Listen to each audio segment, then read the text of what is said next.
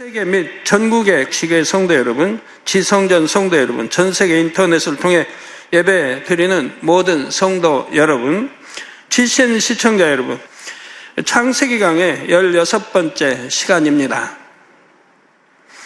지난 시간에는 그룹의 일반적인 특징과 대표적인 그룹들을 소개해 드렸습니다. 그룹들은 주로 호의와 경계의 역할을 하며 체계와 질서가 매우 잘 잡혀 있지요. 그래서 이렇게 경계와 호의 경계를 담당하기 때문에 창세기도 보면 아담이 불순종하여 에덴 동산 쫓겨났을 때 아담이 지켰던 에덴 동산을 그룹들로 지키게 하는 걸 볼 수가 있죠.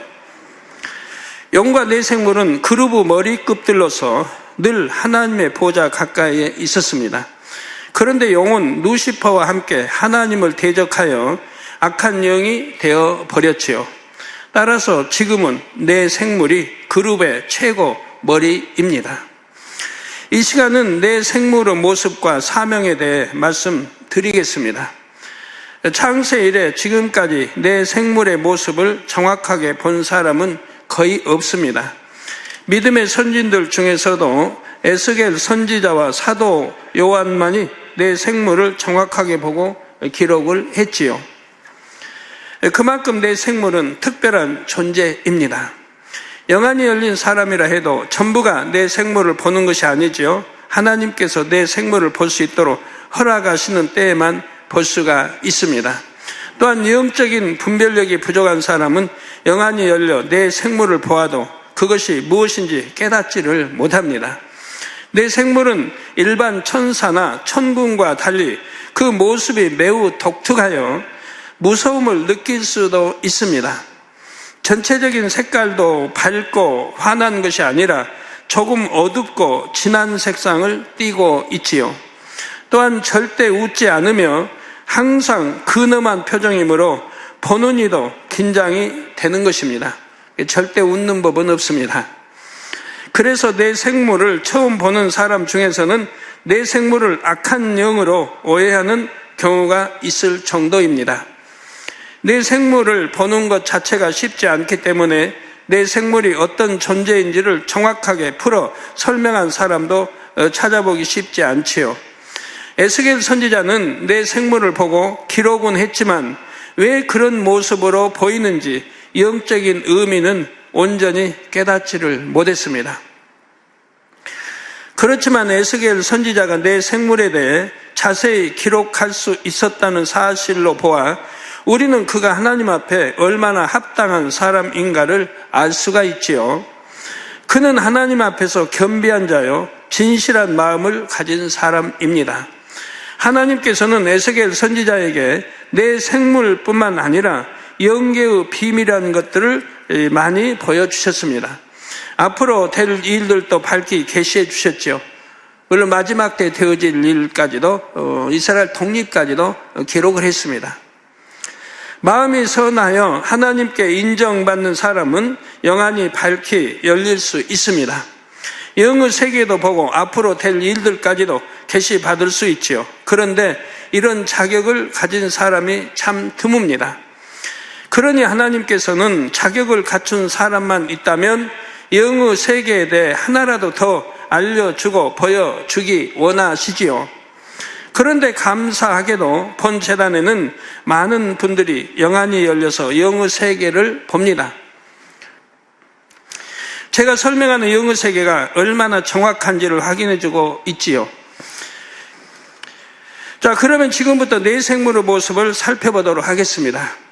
내 생물에 대한 기록은 에스겔 1장과 10장 그리고 요한계시록 4장에 자세히 나옵니다. 이 중에서 에스겔 1장을 중심으로 설명하고 요한계시록 기록으로 보충하겠습니다. 먼저 에스겔 1장 4절에 내가 보니 북방에서부터 폭풍과 큰 구름이 오는데 그 속에서 불이 번쩍번쩍하여 빛이 그 사면에 비치며 그 불 가운데 단쇠 같은 것이 나타나 보이고 했지요. 이 장면은 에스겔 선지자가 내 생물을 멀리서 보고 기록한 장면입니다.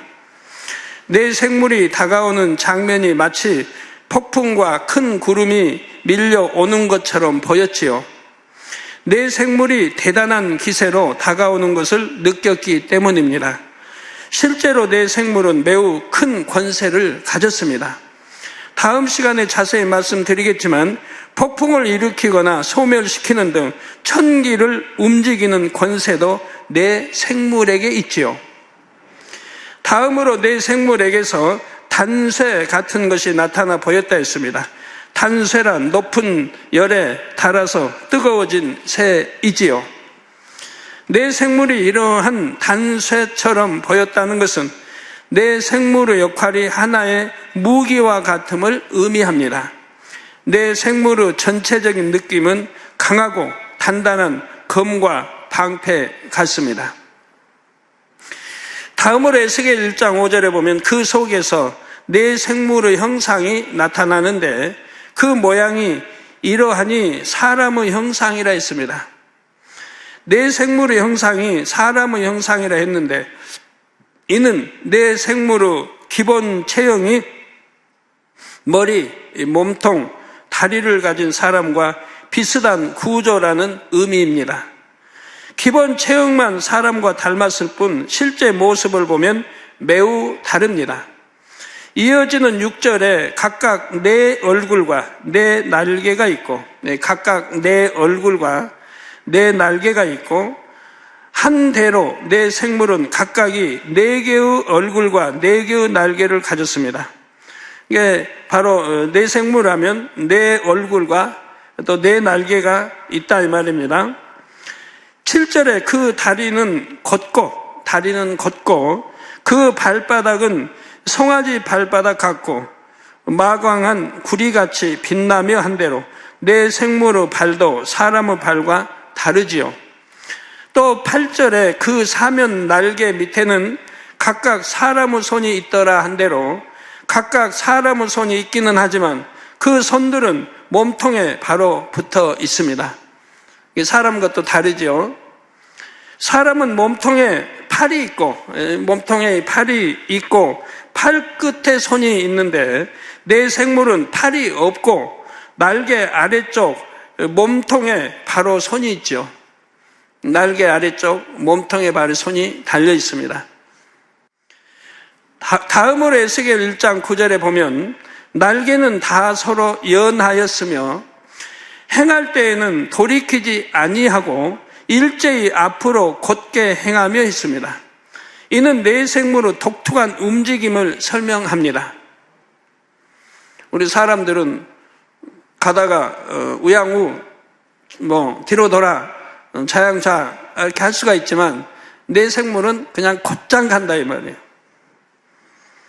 내 생물은 하나로 뭉쳐 있다가 사명을 감당하기 위해 나가려면 각각 앞방향으로 쫙 흩어져 나갑니다. 그리고 다시 뭉치기 위해 돌아올 때는 뒤로 돌아 들어오는 것이 아니지요.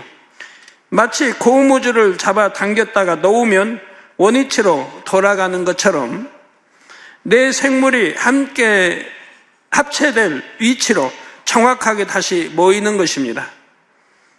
이것이 가능한 것은 내 생물이 얼굴을 4개씩 가지고 있기 때문입니다. 동서남북 사방으로 하나씩 얼굴이 있지요. 우리 사람은 얼굴이 정면에 하나 있기 때문에 뒷걸음을 치려면 좌우도 살피고 뒤도 돌아보아야 하지요. 그러나 내 생물은 사방에 얼굴이 하나씩 있기 때문에 뒤로 가는 것이 앞으로 가는 것과 같습니다. 이어지는 10절에 그 네 얼굴의 모양이 나옵니다. 그 얼굴들의 모양은 넷의 아픈 사람의 얼굴이요. 그 얼굴들의 모양은 넷의 아픈 사람의 모양이요. 넷의 우편은 사자의 얼굴이요. 넷의 좌편은 소의 얼굴이요. 넷의 뒤는 독수리의 얼굴이니 했습니다. 사람 얼굴, 또 사자의 얼굴, 또 소의 얼굴, 또 독수리의 얼굴, 네 얼굴이 있단 말이에요. 한 생물당 얼굴이 4개씩인데 그 네 얼굴의 모습이 각각 다르지요.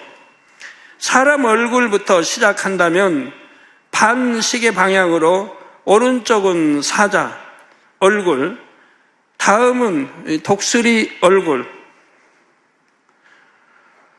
다음은 소의 얼굴이 나옵니다. 네 생물 모두 이러한 순서는 동일합니다. 이렇게 네 개의 얼굴을 가진 생물이 총 넷인데 이를 총칭하여 네 생물이라 하지요. 그러면 네 생물의 얼굴은 전부 몇 개일까요? 네 생물의 얼굴은 전부 몇 개일까요? 한 생물의 얼굴 4개씩이므로 네 생물의 얼굴은 전부 16이지요. 맞습니까? 얼굴이 넷이지 머리가 넷은 아닙니다. 한 생물당 머리는 하나뿐이고 머리의 사방으로 4가지 얼굴이 있다는 말입니다. 그런데 네 생물 각각에게는 그 생물을 대표하는 얼굴이 있습니다. 네 생물은 각각 고유한 사명을 갖고 있어서 흩어질 때도 있지만 보통은 하나로 뭉쳐 있지요. 마치 네 생물이 등을 마주하고 팔짱을 낀 채 얼굴은 동서남북의 각 방향을 향한 것과 같습니다. 이게 팔짱을 꼈다는 게 그냥 진짜 팔로 꼈다는 뜻은 아닙니다. 예? 팔은 없고 손만 있으니까요. 그러면 네 사람의 등이 마주한 가운데는 빈 공간이 생길 것입니다. 이처럼 네 생물이 하나로 뭉쳐 있을 때 각각 바깥쪽을 향한 얼굴이 그 생물을 대표하는 얼굴입니다. 여기까지 이해가 되세요? 아주 잘 들으셔야 이해가 되죠. 한 가지 듣고 그거 생각하고 있다가 다음 거 못 들어보면 이해가 안 되니까 그냥 그때 설명 그대로만 들으세요. 이해하면서. 그래야 총체적으로 이해가 되니까요. 여러분들 꼭 이런 거 이해시켜야 할 이유가 있을까요?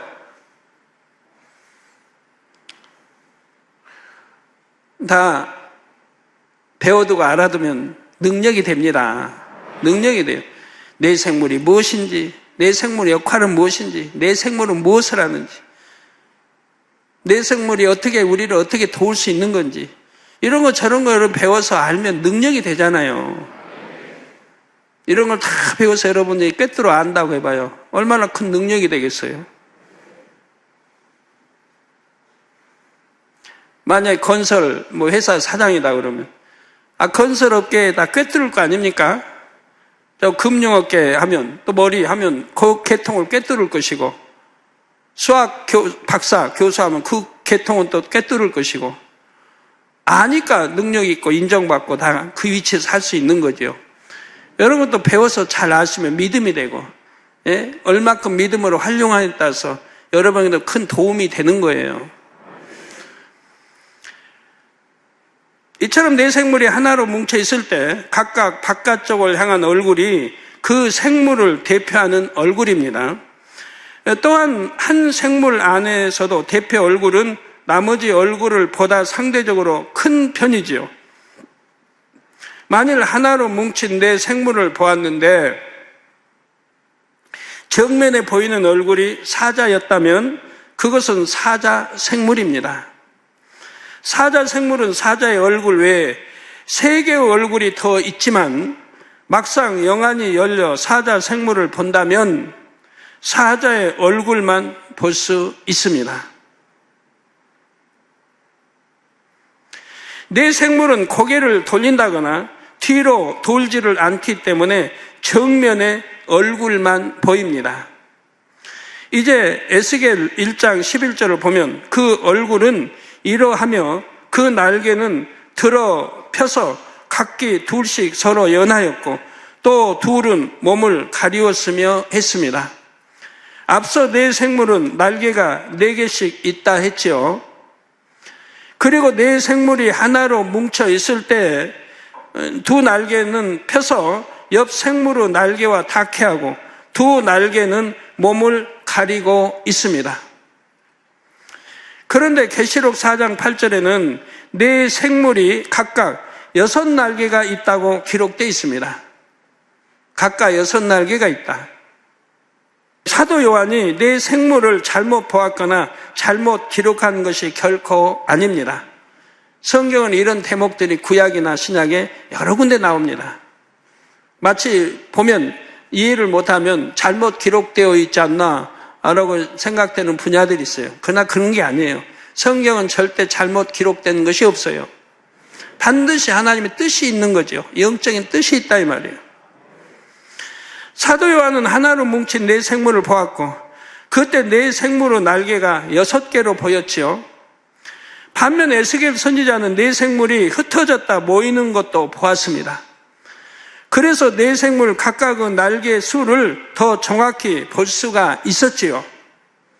따라서 네 생물의 날개는 각각 4개인데 네 생물이 뭉쳤을 때는 6개로 보일 수도 있는 것입니다. 네 생물이 하나로 뭉쳐 있을 때 보면 날개의 수가 많아 보이지요.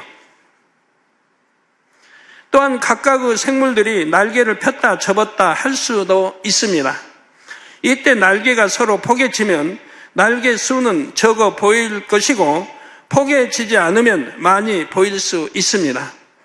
에스겔서와는 다른 요한계시록의 기록으로 인해 우리는 네 생물을 보다 입체적으로 이해할 수가 있습니다. 따라서 성도님들은 성경에서 서로 다른 것처럼 보이는 구절을 발견해도 이상하게 생각할 필요가 없습니다.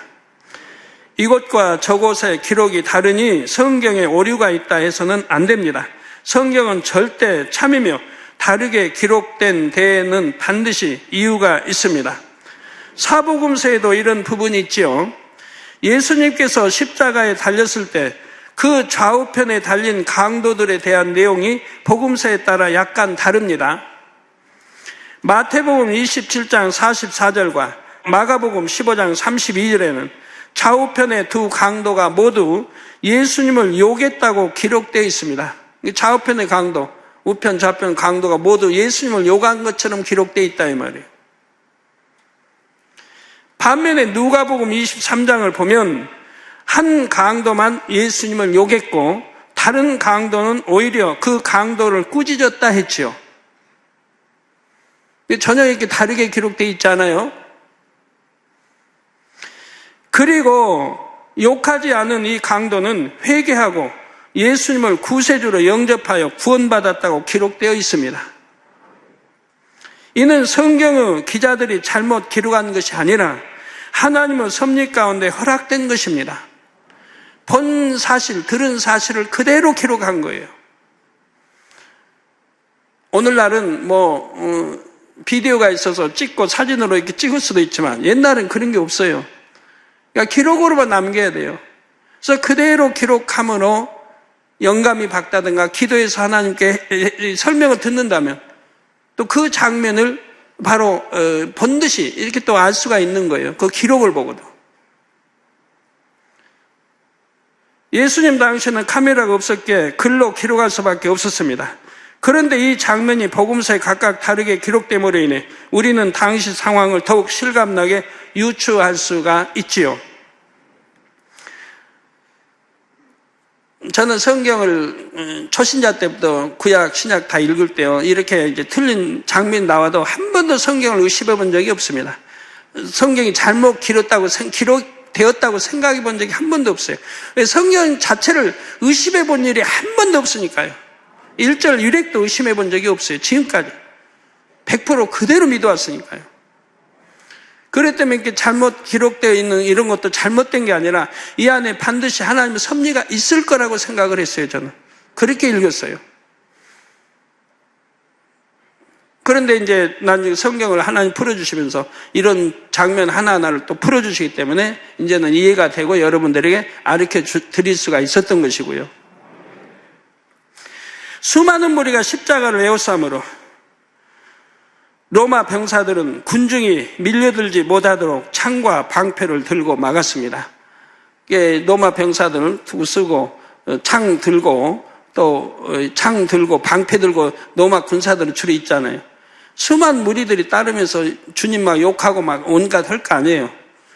주님 따르는 여인도 있었고 주님 아는 은혜 받은 사람도 있었지만 대부분 주님 십자가에 못 박으라 외쳤던 하루 사이에 그냥 변개해버렸던 사람들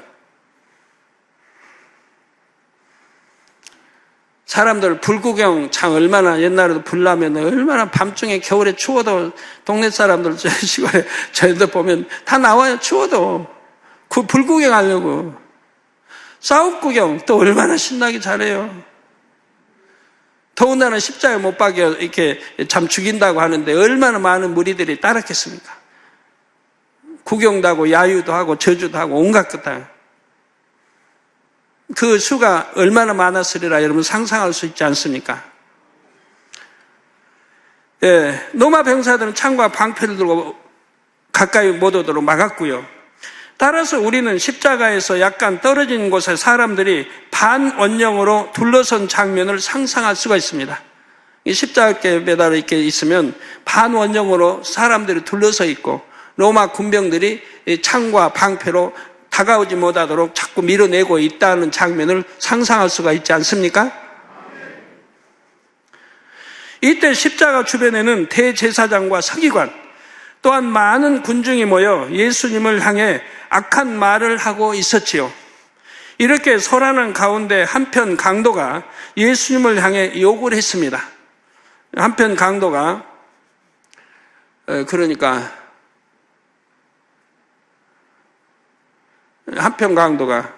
여러분이 보면 이제 재편에 보면 이제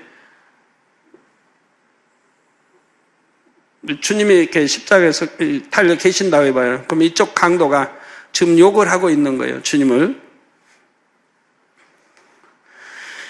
그러면 어느 편 사람들이 그 소리를 정확하게 알아들을 수 있겠습니까? 어느 편 사람들이? 만약 주님의 좌편 강도가 욕을 했다. 그러면 좌편 사람들이 그 소리를 정확하게 알아들을 수 있지 않겠습니까? 그렇죠? 그 강도 쪽에 서 있는 사람들이 정확하게 알아들을 수가 있었겠지요. 그런데 욕한 강도 쪽에 서 있는 사람들이 보니 반대편의 강도도 예수님 쪽을 향해 무슨 말을 하는 것입니다. 인상을 쓰면서 말하는 것이 마치 예수님을 욕하는 것처럼 보였죠. 예수님 십자가에 있고 또 좌편 강도가 서 있고 우편 강도가 서 있는데 좌편 강도가 지금 예수님을 향해 욕을 하고 있다 이 말이에요. 근데 여기 있는 사람들 그걸 듣고 있다며 욕하는 거. 근데 저쪽 강도도 거리가 막 떨어졌으니까 저쪽 강도도 지금 예수님을 쳐다보고 지금 뭐라고 막 말을 한다 이 말이에요. 곱지 않은 말을 하고 있다 이 말이에요. 그러니까 이쪽에서 볼 때 이쪽 강도도 오른편 강도도 예수님을 욕한 걸로 지금 보고 있는 것이라 이 말이에요. 그만큼 공간이 있는 것이고요. 사람들은 많죠. 웅성거리죠. 야유하죠. 비유하죠. 십자가에서 내려와봐라. 너를 구원해봐라. 다른 사람 구원하면 너는 구원하지 못하니 온갖 떠들고 난리니까 잘 안 들리죠. 그런데 두 강도를 보니까 이쪽 강도는 있는 주변에 있는 사람은 강도 지금 말을 듣고 있다 이 말이에요. 예수님 욕하는 걸. 근데 저쪽 강도도 예수님을 막 쳐다보고 인상을 쓰고 난리한다. 그러니까 예수님을 욕한 걸로 알고 있는 것이라 이 말이에요. 사실 이 강도는 예수님을 욕한 강도를 책망하고 있었습니다. 예수님을 보면 예수님을 보는 것처럼 보이잖아요. 예수님을 향해서 한 것처럼. 그렇지만 이쪽 강도는 이쪽 반대편 강도를 지금 책망하고 있는 것이라 이 말이에요. 그런데 욕한 강도 쪽의 사람들이 볼 때에는 마치 중앙의 십자가에 달린 예수님을 향해 욕하는 것처럼 여겨졌지요. 마태와 마가는 이러한 관점에서 두 강도가 모두 예수님을 욕했다고 기록한 것입니다. 반면 누가는 그때 상황을 정확하게 알 수 있었습니다. 그래서 한 강도는 예수님을 욕한 것이 아니라 오히려 욕한 강도를 꾸짖었던 것이고 회개하여 구원까지 받았다고 기록했지요. 그러니까 한쪽 강도 이쪽에 구원받은 강도가 있는 편에 있던 이제 누가는 그 소리를 들을 수 있었다 이 말이에요. 오히려 다른 편의 강도 욕하는 걸 들을 수 있었다 이 말입니다. 주님이 이쪽 강도에게 다시 말씀을 들을 수 있었고요. 이처럼 각기 다른 위치에 있었던 기자들로 인해 우리는 당시의 상황을 더욱 정확하고 현장감 있게 느낄 수 있는 것입니다. 모든 것을 아신 하나님께서는 후세 사람들이 그 상황을 정확히 분별하도록 이러한 기록의 차이를 허락하셨던 것입니다. 그런다면 좌우편 강도와 주님 사이의 거리가 얼마큼 떨어졌다는 것도 알 수 있잖아요. 얼마나 많은 무리들이 에워싸고 지금 비난하고 있다는 것도 알 수 있고요. 얼마나 떠들고 혈안하면 그 소리가 그대로 들릴 수가 없잖아요. 옆에 있는 강도, 그 편에 있는 사람들만 알아들을 수가 있는 거지. 그렇지 않습니까? 저는 이런 걸 하나님이 저에게 설명해 주실 때 얼마나 참 막 온몸이 전율이 느껴지더라고요. 이런 거 하나하나 구약의 신약에 하나님 풀어주실 때 막 전율이 느껴져요. 궁금했던 거. 한 번도 성경을 판단해 본 일이 없고 틀렸다고 해본 일이 없어요. 뭔가 분명히 어떤 사연이나 이유가 있을 거라고 저는 그렇게 생각했는데 그런 것들이 풀어주실 때 얼마나 온몸에 막 전율이 느껴지는지 몰라요. 막 감동이 그대로 입혀지는 거예요. 그래서 우리는 절대로 하나님을 신뢰하면 100% 신뢰하면 성경도 신뢰하는 거고 알지 못하고 판단하고 정죄하는 거 아닙니다. 알지 못하고 판단하고 정죄하는 거 아니에요. 그로 인해 얼마나 하나님을 대적하고 성령 해방하고 거역하고 그로 인해 담이 돼서 응답받지 못하고 병들고 하는 분들이 얼마나 많이 있습니까? 선한 사람들은 절대 그렇지 않습니다. 내가 직접 본 바요 만진 바 아니면 남의 말 듣고 판단하고 정죄하는 거 아닙니다. 역사를 봐도 알잖아요. 얼마나 거짓된 역사에 그만큼 뭐 이것저것 다 삼가 오림에 다 배웠던 그들이 얼마나 거짓된 정치, 상대를 죽이기 위해서는 나를 사랑한다는 명목으로 상대를 죽이기 위해서는 온갖 것 다 만들어서 거짓으로 만들어서 모략해서 죽이는 거 우리나라의 역사에 처음 역사부터 마지막 역사까지 오늘날까지 이어지고 있잖아요. 저는 역사 공부를 많이 해서 그런지 그런 걸 하도 봤기 때문에 누가 뭘 한다고 믿고 그러고 말하고 하지 않아요. 전달하고 하지 않아요. 내가 친히 보지 않는 이상, 내가 친히 듣지 않는 이상은 말하지 않아요. 나의 말 듣고 이렇게 저렇게 하지 않고요.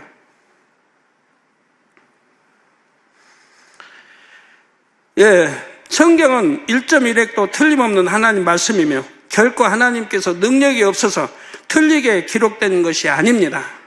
내 생물에 대한 기록이 다른 것도 마찬가지입니다.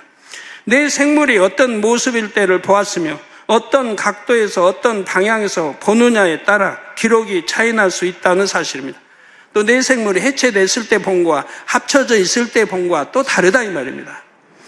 성도 여러분, 계속해서 내 생물에 대한 에스겔서 기록을 살펴보겠습니다. 에스겔 1장 13절에서 14절에 또 생물의 모양은 숯불과 횃불 모양 같은데 그 불이 그 생물 사이에서 오르락 내리락 하며 그 불은 광채가 있고 그 가운데에서는 번개가 나며 그 생물의 왕래가 번개같이 빠르더라 했습니다. 하나로 뭉친 내 생물 가운데에는 약간의 빈 공간이 있다 했지요.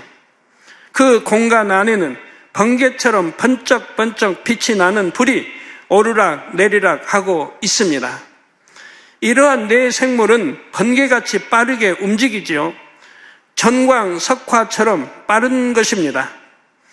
전광 석화란 번개불이나 부싯돌의 불이 번쩍거리는 것과 같이 매우 짧은 시간이나 매우 재빠른 움직임을 비유적으로 이루는 말입니다. 가운데 불이 있어서 횃불 같은 내 생물이 이처럼 빠르게 움직일 때는 철의 소리 같은 불의 소리가 굉장히 크게 납니다. 예전에 시골에서 쥐불놀이를 해보신 분들은 활활 타고 있는 불을 빠르게 돌릴 때 획획하는 소리를 들어보셨을 것입니다. 깡통 구멍을 뚫고 거기다가 이제 불난 숯을 넣고 그리고 이제 돌린단 말이에요. 돌리면은 먼 데서 보면 참 장관이죠. 뭐 수십 사람들이 모여서 돌리니까. 그런데 돌리면은 소리가 획획하는 소리가 난다 이 말이에요. 남자분들은 뭐 옛날에 뭐 60년대, 70년대 사신 분들은 해봤을 테니까 알 거고요. 물론 내 생물이 움직일 때는 사방을 진동시킬 만큼 큰 소리가 나지요. 여기서 영안이 열리고 영의 귀도 열린 사람이 처음 이 소리를 들으면 갑자기 엄청나게 큰 천둥 소리를 들은 것처럼 매우 놀라게 됩니다. 그런데 에스겔 1장 15절에서 21절에 보면 이처럼 내 생물이 움직일 때 내 생물의 사방에 있는 바퀴가 함께 움직이는 것을 알 수가 있습니다. 내가 그 생물을 본즉 그 생물 곁 땅 위에 바퀴가 있는데 그 네 얼굴을 따라 하나씩 있고 그 바퀴의 형상과 그 구조는 넷이 한결 같은데 황옥 같고 그 형상과 구조는 바퀴 안에 바퀴가 있는 것 같으며 행할 때에는 사방으로 향한 대로 돌이키지 않고 행하며 행할 때는 사방으로 향한 대로 돌이키지 않고 행하며 그 둘레는 높고 무서우며 그 네 둘레로 돌아가면서 눈이 가득하며 생물이 행할 때 바퀴도 그 곁에서 행하고 생물이 땅에서 들릴 때 바퀴도 들려서 어디든지 신이 가려하면 생물도 신을 가려하는 곳으로 가고 바퀴도 그 곁에서 들리니 이는 생물의 신이 그 바퀴 가운데 있음이라. 저들이 행하면 이들도 행하고 저들이 그치면 이들도 그치고 저들이 땅에서 들릴 때에는 이들도 그 곁에서 들리니 이는 생물의 신이 그 바퀴 가운데 있음이더라 했습니다. 그 바퀴 가운데 바로 이 생물의 신이 계시다 이 말이에요. 내 생물 곁에는 사방으로 같은 모양의 바퀴가 하나씩 있는데 그 바퀴 가운데에는 생물의 신이 있다 했지요.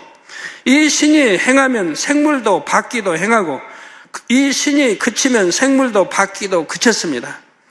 결국 내 생물과 바퀴를 움직이는 주체는 이 신이었던 것입니다. 여기서 신은 삼위일체 하나님이십니다. 내 생물의 주체는 삼위일체 하나님으로서 이를 나타내는 인장과 같은 것이 바퀴 안에 찍혀 있습니다. 예전에 왕의 인장이 찍힌 문서를 보면 그것이 왕의 뜻임을 알 수 있었던 것과 같지요. 내 생물의 주체는 삼위일체 하나님이신데 내 생물을 주로 조종하시는 분은 성령님이십니다. 성령 하나님께서 아버지 하나님의 뜻에 따라 근본의 소리를 발하시면 내 생물은 그대로 움직입니다. 내 생물은 그 인장의 주인인 삼위일체 하나님의 근본의 소리에만 순종하지요. 그 인장의 주인인 삼위일체 하나님의 근본의 소리에만 순종을 합니다. 이 근본의 소리가 아닌 다른 소리로는 아무리 명령을 해도 소용이 없습니다. 아무리 높은 서열의 천사장이 명령해도 내 생물은 꿈쩍하지 않습니다. 만일 아버지 하나님께서 미가엘 천사장에게 내 생물에게 명하라고 하셔서 미가엘 천사장이 명한다 해도 내 생물은 순종하지 않지요. 오직 삼위일체 하나님의 근본의 소리에만 순종을 합니다. 만약에 하나님 미가엘 천사장에게 전했다고 해봐요. 이렇게 명했다고 해요. 내 생물을 해라. 그래도 내 생물은 꿈쩍 안 해요. 안 들어요. 아무리 미가엘 천사장의 말이라 해도 가브리엘 천사장의 명이라 해도 듣질 않아요. 오직 성부, 성자, 성령, 삼일째 하나님의 음성만 듣는다 이 말입니다. 그러니까 어떤 심판을 해도 누구에게 명해서 그 심판을 해라고 전하지 않아요. 하나님이 직접 명해야 되는 거예요. 심판, 재앙도 마찬가지. 이런 걸 여러분 아시고 구약을 읽어보시면 이해가 되는 곳들이 많이 있을 겁니다. 어떤 재앙을 낼 때 하나님의 이름이, 여호와 하나님의 이름이 등장하는지. 그러므로 내 생물은 절대로 실수하지를 않습니다. 오늘날 이렇게 말이 전달됨으로 실수하는 게 참 많이 있잖아요. 전달함으로, 잘못 전달해서. 더군다나 귀한 사명들은 이게 전달이 잘못됨으로. 그래서 하나님이 직접 하시는 재앙이나 이런 큰 일들은 직접 명하신다. 내 생물에게 직접 명하지. 누구 전달해서 명하는 거는 듣지 못하게, 순종하지 않게 되어 있다 이 말이에요. 그러니까 내 생물이 움직이는 것은 하나님의 뜻에 따라 정확하게 움직여진다는 거예요. 성부, 성자, 성령, 삼일째 하나님의 뜻에 정확하게 움직인다는 사실. 이게 실수라는 게 없어요. 재앙도 마찬가지고 뭐든. 산치 오차도 없이 정확하게 하나님의 뜻에 따라 그 임무를 수행합니다. 그런데 내 생물이 근본의 소리를 듣는 통로, 곧 귀의 역할을 하는 것이 바로 바퀴입니다. 또한 이 바퀴는 내 생물의 주체인 신이 있는 공간을 형상화한 것이지요. 내 생물은 근본의 소리를 듣고 움직이는데 근본의 소리는 눈에 보이지 않습니다. 이에 하나님께서는 에스겔 선지자에게 근본의 소리가 울리는 공간을 바퀴 안에 바퀴가 있는 것으로 형상화하여 보여주신 것이지요. 이렇게 하여 내 생물의 주체가 누구이며 내 생물이 그 주체에게 어떻게 순종하는지를 보여주신 것입니다. 여러분이 자동차 운전을 할 때 핸들을 잡은 사람이 자동차를 움직이는 주체입니다. 이 운전자가 핸들을 움직이면 자동차의 네 바퀴도 그에 따라 움직이지요. 이때 자동차의 네 바퀴가 따로 움직이는 것이 아니라 함께 움직입니다. 내 생물도 마찬가지입니다. 밖에서 울려나는 소리에 따라 내 생물이 동일하게 움직이지요. 이를 두고 내 생물 곁에 있는 내 바퀴 모양이 한결같은 구조와 형상이라 한 것입니다. 하나님께서 근본의 소리로 어떤 명을 내리시면 내 생물은 즉각 순종하여 하나처럼 움직여서 명령을 이행합니다. 이러한 내 생물의 또 한 가지 특징은 온몸에 눈이 가득하다는 점입니다. 에스겔 10장 12절에 보면 그 온몸과 등과 손과 날개와 바퀴, 곧 네 그루브 바퀴의 둘레 다 눈이 가득하더라 했습니다. 온몸과 등과 손과 날개와 바퀴, 곧 네 그루브 바퀴의 둘레 다 눈이 가득하더라. 내 생물은 온몸에 눈이 있으며 등에도 손에도 날개에도 바퀴와 바퀴 둘레에도 눈이 가득합니다. 계시록 4장 6절과 계시록 4장 8절에도 기록되기를 각각 내 생물의 앞과 뒤와 날개 그 안과 주위에 눈이 가득하다 했지요. 이처럼 내 생물에게 눈이 많은 것은 모든 것을 두루 감찰하는 내 생물의 사명과 관련이 있습니다. 이에 대해서는 다음 시간에 말씀드리겠습니다. 사랑하는 성도 여러분, 내 생물은 성경에 분명히 기록되어 있지만 그동안 그 누구도 밝히 설명하지 못했습니다. 그런데 아버지 하나님께서 이 제단에서 이처럼 밝히 내 생물에 대해 설명할 수 있도록 해주신 것입니다. 그것은 마지막 때 세계를 이루는 우리 제단의 사명과 내 생물의 활약이 관련이 있기 때문입니다. 마지막이 가까울수록 이상기후로 인한 천재지변은 번번이 나타나며 자연재해도 심각해집니다. 그런데 이런 것은 내 생물의 활동과도 관련이 있지요.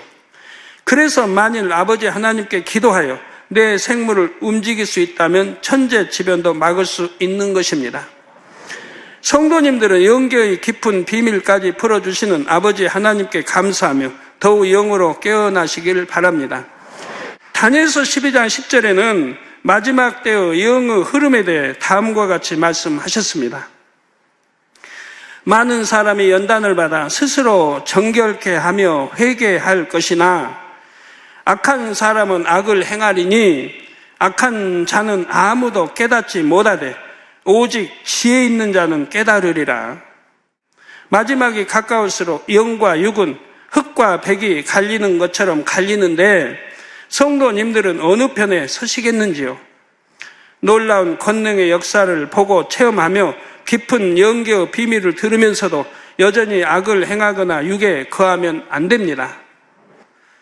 부전히 몸과 마음을 정결케 하여 영으로 온영으로 들어오셔야 합니다. 그래서 아버지 하나님의 은혜와 사랑에 보답해 드리는 모든 성도님들이 되시기를 주님의 이름으로 축원합니다.